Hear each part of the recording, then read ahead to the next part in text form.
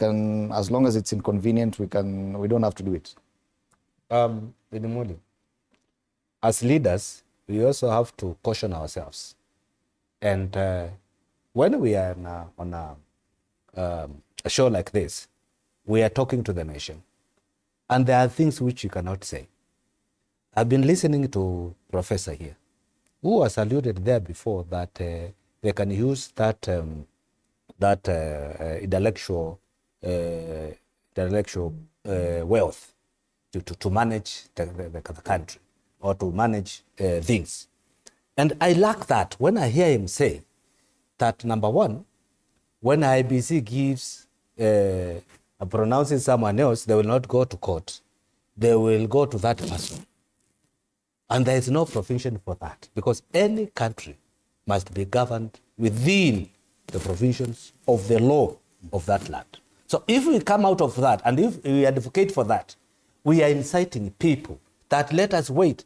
When Maduku is elected, and the other team feels that he is not rightfully elected, they will pick a statement from a professor who told them if somebody is given a position illegitimately, the Constitution addresses whether it is illegitimate or legitimately. There's a process, and that process cannot be. It is a Supreme Court that will make that adjudication. Yes, they cannot be circumvented. So we have to follow that. Again, when I hear the professor say that now the Constitution, the article of the Constitution, which requires boundary review, it was not, or it's not good, because that's what he has told us. It should not be there. Then I'm wondering. Now we came up with the Constitution, which we must also evaluate ourselves. Okay, and one of the issues is issues of representation, which is so emotive. Okay, so we have to audit ourselves and say, these are the boundaries we got. Are they serving us well? And also, we need also to understand the position of the agitators of the review, those who feel that it should be 1 shilling, one man, 1 shilling. We need to ask ourselves, why are they asking this question?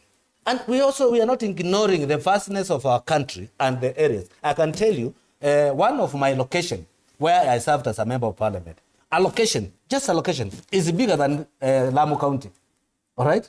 And it's allocation. So you can imagine a big area is getting less than a county. So those metrics are there, and we understand them. But the question here is, let me take you back to parliament, where we have what we call national government, CDF, all right?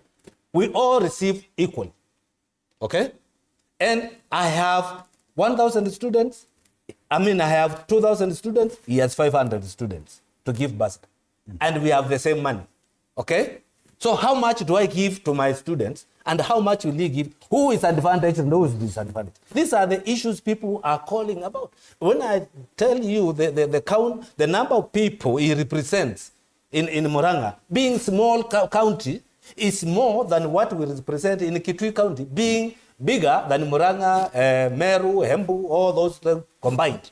Okay? But what do we serve? Do we serve the land, or do we serve people? That's the question you ask yourself. Because those who are agitating for the land mass, are we serving this land, or are we serving the animals which are there, or we are serving the people? Will we ever get to a point where we're comfortable to have this conversation about the limitation of boundaries? The debate about 1 man, 1 shilling, 1 vote was a very emotive one as well. And I remember even the president had to quiet down members from Mount Kenya region about that discussion. Will we ever get to a point where we're comfortable enough to discuss it?